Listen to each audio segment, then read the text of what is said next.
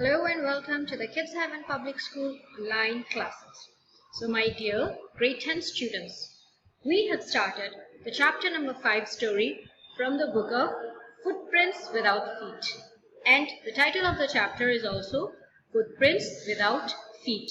Now from the name itself you see it's very interesting that how can you see footprints without feet? ठीक है, पैरों के निशान दिख रहे हैं लेकिन पैर नहीं है. So we have started the story and now let's continue with it. So if only Griffin had managed to wake up in good time, all might have been well.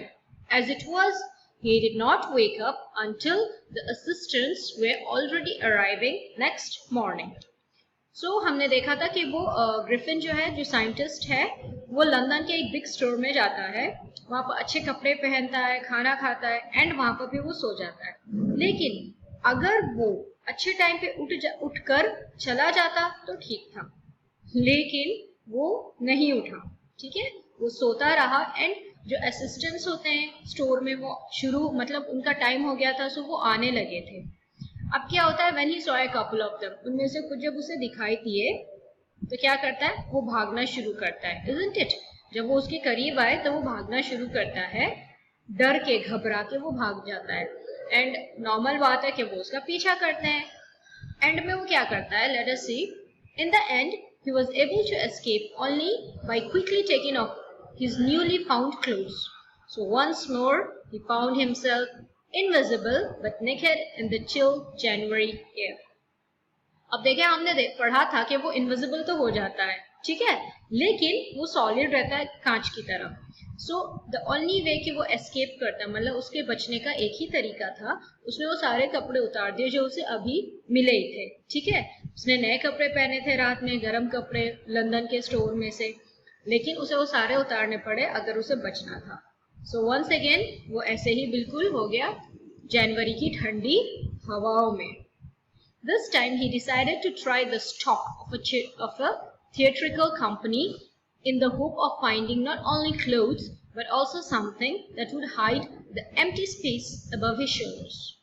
Shivering with cold, he hurried to Drury Lane, the center of the theatre world. अब ये जो theatre world होता है, ठीक है, जहाँ पर हम कॉमेडीज के लिए, मूवीज के लिए, स्टेज ड्रामास के लिए कॉस्ट्यूम्स पहनते हैं. ठीक है, लाइक फेक विग्स लगाते हैं, फेक मुस्टैचेस लगाते हैं एंड यू नो अलग अलग टाइप के कॉस्ट्यूम्स, कपड़े पहनते हैं. सो वो इस टाइप की एक शॉप ढूंढ रहा था ताकि वो अपना जो है ना, अपनी आइडेंटिटी भी थोड़ी बदल सके. सो फाइनली ड्रूरी लेन, ये एक गली का नाम है, ठीक है, लेन दैट इज अ रोड. सो वहां पर ये जाता है. He soon found a suitable shop. He made his way, invisible, upstairs and came out a little later wearing bandages around his forehead, dark glasses, false nose, big bushy side whiskers and a large hat. To escape without being seen, he callously attacked the shopkeeper from behind, after which he robbed him of all the money he could find. अब देखिए उसे ऐसी एक shop मिल जाती है, ठीक है. अब क्योंकि वो इनविजिबल था, सो वो ऊपर जाता है, मतलब ऊपर के सेक्शन में जाता है, अपस्टेयर्स, जीने से ऊपर.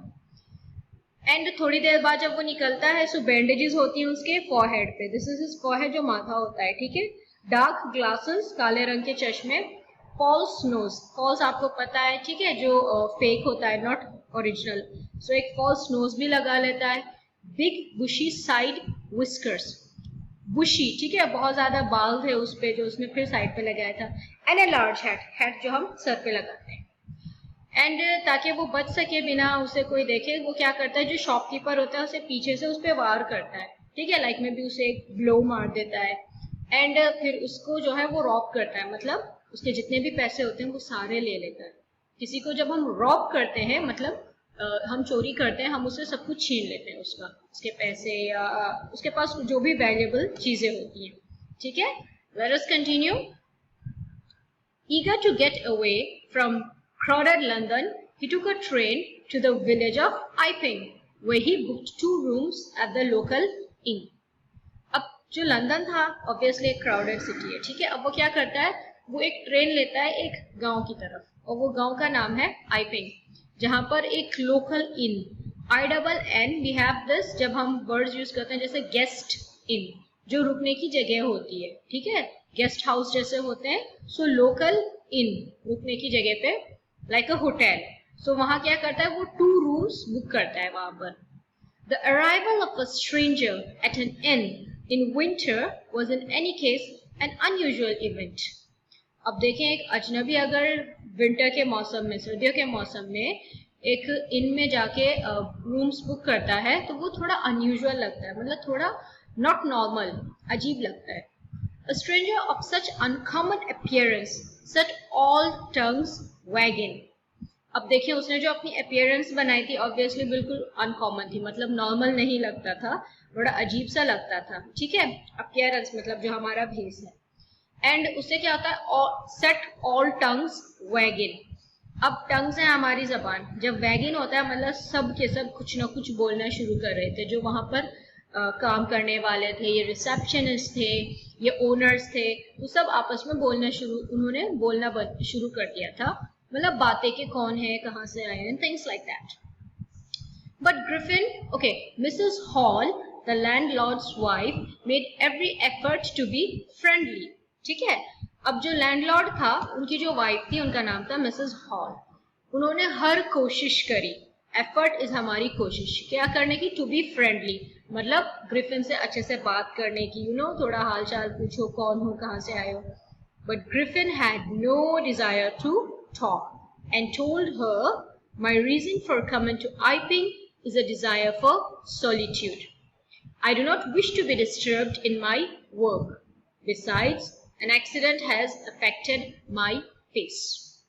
अब ग्रिफिन क्या है, ग्रिफिन को कोई उसका बिल्कुल इरादा नहीं था बात करने का, ठीक है, उसकी कोई दिलचस्पी नहीं थी बात करने में. एंड उसे क्या कहता है वो मिसेस हॉल को, मेरे यहाँ आने की जो वजह है, रीजन मीन्स वजह, वो ये है कि मुझे सोलिट्यूड चाहिए, मतलब अकेले रहना है, अकेलापन, ठीक है, तन्हा, अकेले रहना है.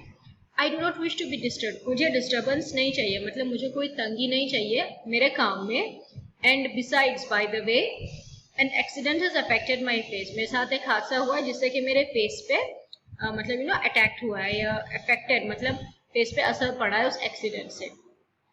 Satisfied that her guest was an eccentric scientist, and in view of the fact that he had paid her in advance, Mrs. Hall was prepared to excuse his strange habits and irritable temper. अब Mrs hall को जब सुकून मिला, ठीक है, जब उन्हें यकीन आ गया कि हाँ ये साइंटिस्ट है, एंड यहाँ तक कि उसने एडवांस पेमेंट भी कर दिया था, सो मिसेस हॉल ने इरादा कर लिया था कि ठीक है, हम इसकी जो हैबिट्स हैं कि इसे अकेला रहना, इसे अकेला रहने देंगे, और इसका जो इरिटेबल टेम्पर है, मतलब ये चिढ़ जाता है, गुस्सा जो है इसका शॉर्ट टेम्पर है, इरिटेबल मतलब चिढ़, एंड टेम्पर लाइक हल्का फुल्का सा गुस्सा. But the stolen money did not last long, and presently Griffin had to admit that he had no more ready cash. He pretended, however, that he was expecting a check to arrive at any moment. अब ये जो पैसे थे ये तो चुराए हुए थे, इसने उस दुकान पे से चुराए थे, अब ये इतने दिन नहीं रुकने वाले थे, खत्म हो गए थे. एंड फाइनली ग्रिफिन की ये हालत थी कि उसे मानना पड़ा था कि उसके पास अभी और कैश नहीं है. कैश मतलब नोट्स, पैसे.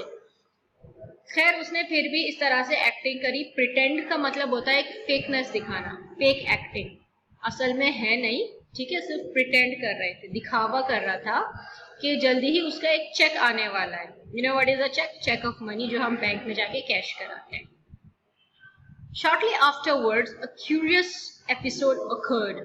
Very early in the morning, a clergyman and his wife were awakened by noises in the study. अब खैर, एपिसोड इज लाइक, आप डेफिनेटली सब टीवी देखते हैं, ड्रामाज होते हैं, उनके एपिसोड्स होते हैं, ठीक है, so just a part, another section. So अब क्या होता है, एक एपिसोड क्या होता है, एक मतलब एक अजीब सा, क्यूरियस, बहुत ही, जिसके क्यूरियस का मतलब इस तरह से हम कह सकते हैं कि जिसमें बहुत सवाल उठते हैं कि कैसे हुआ, क्यों हुआ, कब हुआ.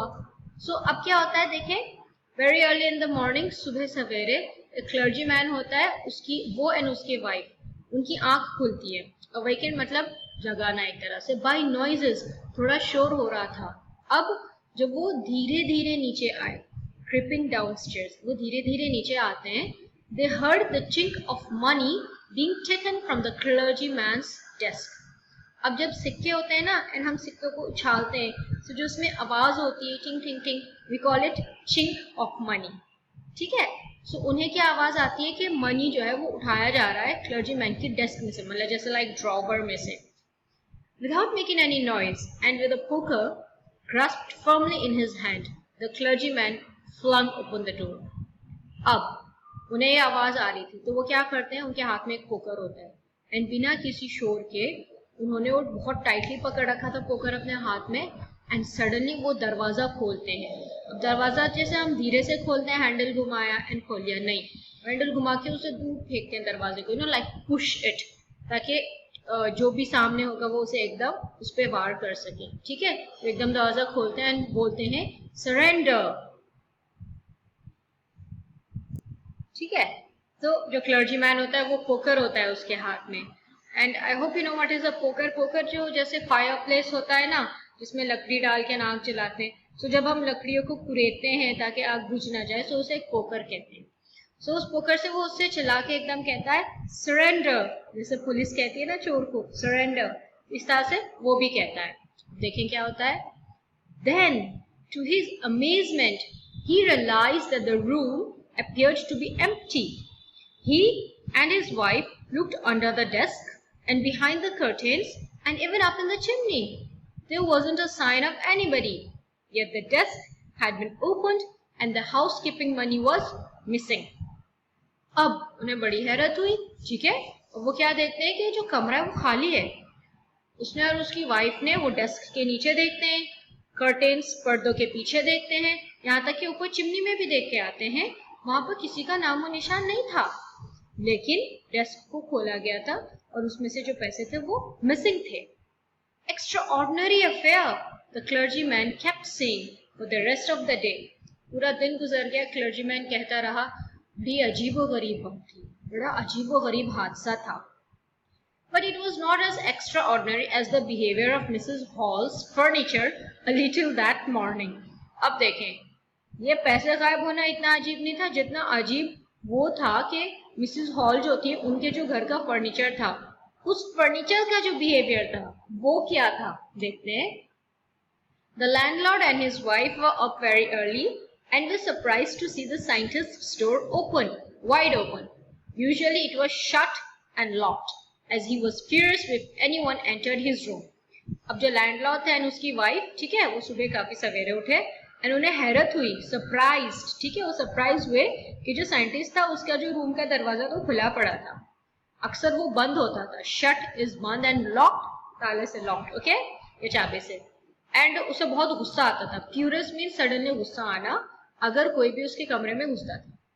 The opportunity seemed too good to be missed. अब उन्होंने क्या सोचा, एक बहुत अच्छा मौका है, चलो देखते हैं कमरे में क्या है. They peeped around the door, saw nobody and decided to investigate. Peep होता है मतलब झांकना. तो क्या करते हैं, वो दरवाजे में से हल्का सा झांकते हैं, देखते हैं कि वहां कोई नहीं है, तो फिर वो क्या डिसाइड करते हैं कि हम इन्वेस्टिगेट करेंगे, मतलब हम छानबीन करेंगे कि इस कमरे में क्या क्या है. The bedclothes were cold, showing that the scientist must have been up for some time. अब जो बिस्तर था, ठीक है, एक तो वो सेट था एंड बिल्कुल वो ठंडा था. अब देखें, ऑब्वियसली अगर आप बिस्तर पे लेटे रहते हैं ज्यादा टाइम तक तो गर्म हो जाता है, राइट. सो ये देखते हैं कि वो तो कोल्ड है, मतलब कि साइंटिस्ट नहीं सोया. And stranger still, the clothes and the bandages that he always wore were lying about the room. And बहुत और भी ज्यादा अजीब बात ये थी कि वो जो कपड़े पहनता था एंड माथे पे बैंडेज थी एंड ठीक है, वो मुस्टैच, वो ग्लासेस, वो सारी चीजें जो वो पहने रखता था वो वहीं पर पड़े हुए थे. ठीक है. All of a sudden, Mrs. Hall heard a sniff close to her ear. Sniff. ऐसा हम करते हैं ना. So, Mrs. Hall को सडनली एक आवाज आई उनके कान के पास. आगे देखते हैं क्या क्या होगा इस स्टोरी में नेक्स्ट वीडियो में.